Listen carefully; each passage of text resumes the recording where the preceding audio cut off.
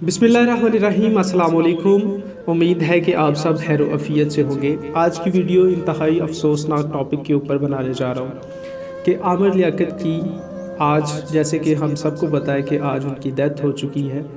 तो वजूहात क्या थी, क्या वजह बनी आमिर लियाकत की वफ़ात की, तो आज सारा मैं इस वीडियो के अंदर डिस्कस करूँगा। इससे पहले कि मैं इस डिस्कशन को आगे बढ़ाऊँ, आप में से जो फर्स्ट टाइम मेरे इस चैनल को विज़िट कर रहे हैं, मेरे इस चैनल को सब्सक्राइब कर लें, बेल आइकॉन को प्रेस कर लें ताकि मेरी हर आने वाली वीडियो जो है वो आप तक पहुंच सके। तो चलिए जी, बढ़ते हैं आमिर लियाकत की जो वफ़ात हुई उसकी वजूहात की तरफ बढ़ते हैं। वजूहात को मैं थोड़ी देर बाद में जो है वो आपसे डिस्कस करता हूं, चूँकि ये हमारे पाकिस्तान की बड़ी मायनाज शख्सियात में इनका शुमार होता है। तो मैं पहले इनकी मुख्तसर सी हिस्ट्री आपसे डिस्कस करना चाहूँगा। आमिर लियाकत 5 जुलाई 1971 को कराची में पैदा हुए। इनके वालिद का नाम शेख लियाकत हुसैन था और वालदा का नाम गौसिया महमूद सुल्ताना था। आमिर लियाकत ने टेलीविज़न के मुख्तलिफ प्रोग्राम्स को एज आ होस्ट, कालम नगार, एंकर और कॉमेडियन के तौर पर भी काम किया। आमिर लियाकत को मुख्तलिफ टीवी चैनल्स पर मुख्तलिफ प्रोग्राम्स करते हुए देखा जा सकता था। वो चाहे प्रोग्राम इस्लामी हो, सियासी हो या कॉमेडियन हो, उनको वो मेज़बानी वो खुद बड़े आसान तरीके से करते थे। आमिर लियाकत को दुनिया के 500 मुसलमान टॉप रैंकिंग के जो एंकर्स थे उनमें 3 दफ़ा शामिल किया गया। आमिर लियाकत ने मुत्तहिदा कौमी मूवमेंट को 2002 में उसमें शमूलियत इख्तियार की और 2016 तक वो मुत्तहिदा कौमी मूवमेंट के अंदर रहे, जिसे हम MQM कहते हैं। इस ड्यूरेशन में वो वज़ीर आज़म शौकत अज़ीज़ के दौर में 2004 से 2007 तक वज़ीर बराए मजहबी अमूर रहे और 2018 में फिर उन्होंने PTI में शमूलियत इख्तियार कर ली। PTI की टिकट पे वहाँ पे उन्होंने MNA का इलेक्शन लड़ा और फिर सीट भी जीती और बतौर नेशनल असम्बली वो उसके मेंबर भी रहे। डॉक्टर आमिर लियाकत ने जो PTI है, यानी कि जो नेशनल असम्बली है, उसमें 4 अक्टूबर 2021 तक जो है वो रुकन नेशनल असम्बली रहे। उसके बाद वो उन्होंने जो है वो रिज़ाइन कर दिया। डॉक्टर आमिर लियाकत ने 3 शादियां की थी, जिसमें उनकी पहली शादी सैयदा बुशरा इकबाल से और 2020 को आपने उसको तलाक दे दी। फिर दूसरी शादी सैयदा तूबा से हुई, 2018 में की और 2022 में उसे भी तलाक दे दी। फिर 2022 में तीसरी शादी भी की और तीसरी शादी का सोशल मीडिया में काफ़ी चर्चा रहा, जो कि आपने 2022 में दानिया शाह से की। 2022 में ही उसकी भी तलाक हो गई। सैयदा दानिया शाह की तरफ से डॉक्टर आमिर लियाकत पर मुख्तलिफ़ किस्म के इल्ज़ामात लगाए गए। वो इनसे नाजायज़ काम करवाना चाहते थे। सैयदा दानिया का कहना था कि वो इन्हें बैरून मुल्क भेजना चाहते थे ताकि वो इनसे पैसे कमा सके, मुख्तलिफ़ गलत काम करवाएं और अपनी कमाई का ज़रिया बनाएं। ये बात किस हद तक सच थी, इसकी वजाहत अभी तक ना हो सकी। इन स्कैंडल्स की वजह से डॉक्टर आमिर लियाकत पर इस कदर बुरे हालात आ गए कि कोई भी टीवी चैनल इनसे प्रोग्राम करवाने के लिए तैयार नहीं था।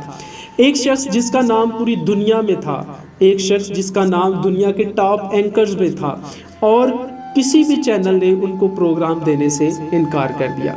रमज़ान के दौरान भी उन्होंने मुख्तलिफ चैनल से रब्ता किया, लेकिन किसी ने उनको काम ना दिया उनके स्कैंडल्स की वजह से, और वो शख्स अंदर ही अंदर से मरना शुरू हो गया।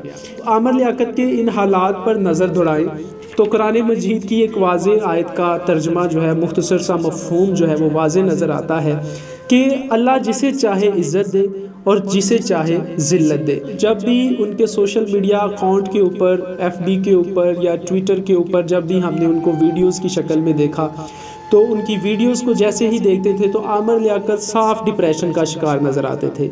इस डिप्रेशन की वजह से जो उनकी वीडियोस जो हैं वो लीक हुई, जो उनकी तस्वीरें जो हैं वो लीक हुई, उन वीडियोस और तस्वीर के पेश नज़र आमिर लियाकत जो है वो काफ़ी हद तक डिप्रेशन का शिकार हो चुके थे, जिस वजह से वो जो है वो तन्हा महसूस करने लग पड़े। और फिर वो इसी डिप्रेशन के अंदर उन्होंने ये ऐलान कर दिया कि वो पाकिस्तान छोड़कर जा रहे हैं। ये वीडियो भी उनकी काफ़ी वायरल हुई जब उन्होंने कहा कि मैं पाकिस्तान छोड़कर जा रहा हूँ। तो ऐसी नौबत किसी के ऊपर क्यों आती है जब वो बहुत ज़्यादा डिप्रेस हो जाता है, फिर वो इस तरह के फ़ैसले करना चाहता है कि वो ऐसी जगह जाना चाहता है जहाँ पर उसको कोई जानने वाला ना हो, जो उसके ऐप के ऊपर कोई बात ना करने वाला हो।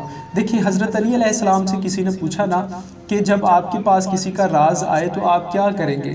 تو آپ نے کہا کہ میں اس کے اوپر پردہ ڈال دوں گا۔ تو ہم مسلمان ہونے کے ناطے ہم کسی کی عیب پر پردہ نہیں ڈالتے، ہم بلکہ کفار کا رول ادا کرتے ہیں۔ ہم کیا کرتے ہیں؟ ہم اس کی جو ویکنس ہوتی ہے اس کو ریویل کر کے جو ہے وہ دم لیتے ہیں۔ اب یہ بات کرتے ہیں کہ عامر لیاقت کی موت کیسے ہوئی۔ چھیپا جو کہ ریسکیو ذرائع ہیں ان کا کہنا ہے کہ جیسے ہی وہ گھر میں داخل ہوئے تو جنریٹر چل رہا تھا، جس کے بارے میں وہاں پر موجود ملازم کا کہنا ہے کہ جنریٹر کا دھواں کافی نکل رہا تھا، جس کی وجہ سے ڈاکٹر صاحب کی طبیعت جو ہے وہ ناساز ہوئی۔ مگر جیسے ہی ہم نے ان کو ہاسپٹل منتقل کیا تو وہاں پہ ڈاکٹرز نے ان کو ڈیڈ کلیئر کر دیا۔ جیسے ہی ان کو ڈیڈ کلیئر کیا گیا تو پھر تفتیشی ٹیم وہاں پر پہنچی تو ڈاکٹر عامر لیاقت کے گھر والوں سے اجازت لی گئی اور ان کا پوسٹ مارٹم کروانا شروع کر دیا۔